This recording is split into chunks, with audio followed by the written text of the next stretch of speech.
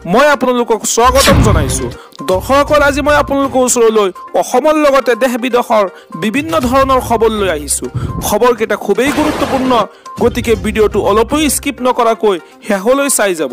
নিতৌ এনেধৰণৰ খবৰ পাই থাকিবলৈ আমাৰ চেনেলটো ছাবস্ক্ৰাইব কৰি ৰাখিব আৰু এটা কৰি লাইক কৰি আমাক উৎসাহিত কৰিব।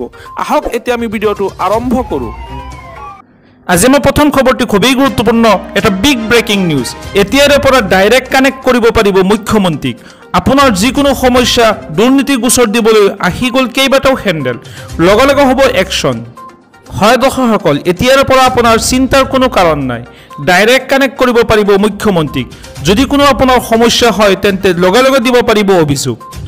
আপুনি সন্মুখীন হোৱা যিকোনো ধৰণৰ সমস্যা দুৰ্নীতি বিষয়ে দিয়ক অভিযোগ, লগে লগে হ'ব একশ্যন। প্ৰতিশ্ৰুতি দিছে মুখ্যমন্ত্ৰী ডক্টৰ হিমন্ত বিশ্ব শৰ্মাই। যিকোনো দুৰ্নীতি গোচৰ এতিয়াৰ পৰা পোনপটীয়াকৈ মুখ্যমন্ত্ৰীক দিব পাৰিব আপুনি।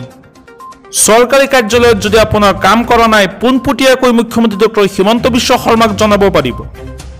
আনহাতে কোনো সমস্যাৰ সমাধান বিচাৰিও পোনপটীয়াকৈ যোগাযোগ কৰিব পাৰিব মুখ্যমন্ত্ৰীৰ সৈতে। চৰকাৰে সামাজিক মাধ্যমৰ বাবে প্ৰকাশ কৰিলে কেইবাটাও হেণ্ডেল। ইতিমধ্যে কানেক্ট চিফ মিনিষ্টাৰ আছাম মুকলি কৰা হ'ল জনতাৰ বাবে। আপোনাৰ যিকোনো সমস্যাৰ বাবে ফেচবুক অথবা ইনষ্টাগ্ৰামৰ জৰিয়তে পোনপটীয়াকৈ এই কথা জনাব পাৰিব মুখ্যমন্ত্ৰী। আনকি ইমেইলৰ জৰিয়তেও সকলো কথা জনাব পাৰিব মুখ্যমন্ত্ৰী ডক্টৰ হিমন্ত বিশ্ব শৰ্মাক। আজি মই পৰৱৰ্তী খবৰটি খুবেই গুৰুত্বপূৰ্ণ, এটা বিগ ব্ৰেকিং নিউজ। 3 মাহৰ পিছত আকৌ বিনামূলীয়া চাউল।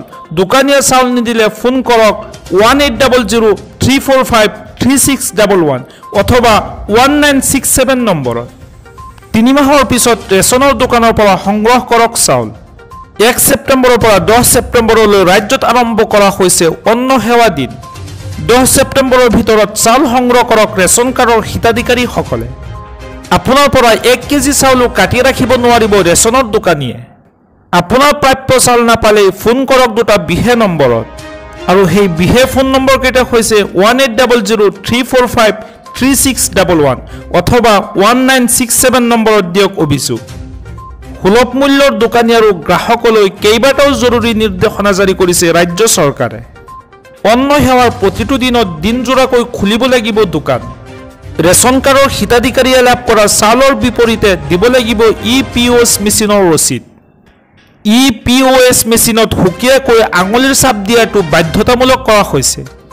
অন্ত্যোদয় যোজনাৰ পৰিয়ালে লাভ কৰিব 35 কিলোগ্ৰাম চাউল। অগ্ৰাধিকাৰ ভিত্তিত পৰিয়ালৰ প্ৰতিজন সদস্যই লাভ কৰিব 5 কিলোগ্ৰামকৈ চাউল। আজি মই পৰৱৰ্তী খবৰটি খুবেই গুৰুত্বপূৰ্ণ, এটা বিগ ব্ৰেকিং নিউজ।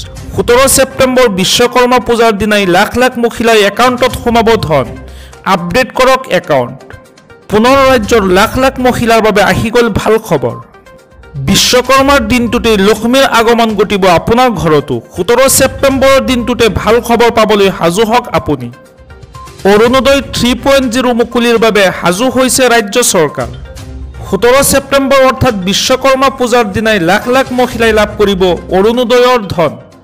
এইবাৰ ৰেচন কাৰ্ড থকা প্ৰতিগৰাকী মহিলাই একাউণ্টত সোমাব অৰুণোদয়ৰ ধন। প্ৰতিটো ঘৰে ঘৰে গৈ চৰকাৰে চলাব ছাৰ্ভে।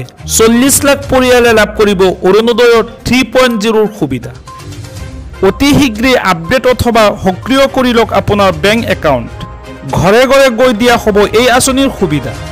প্ৰধানমন্ত্ৰী নৰেন্দ্ৰ মোদীৰ জন্মদিনতেই ৰাজ্যত মুকলি কৰা হ'ব এই আঁচনি।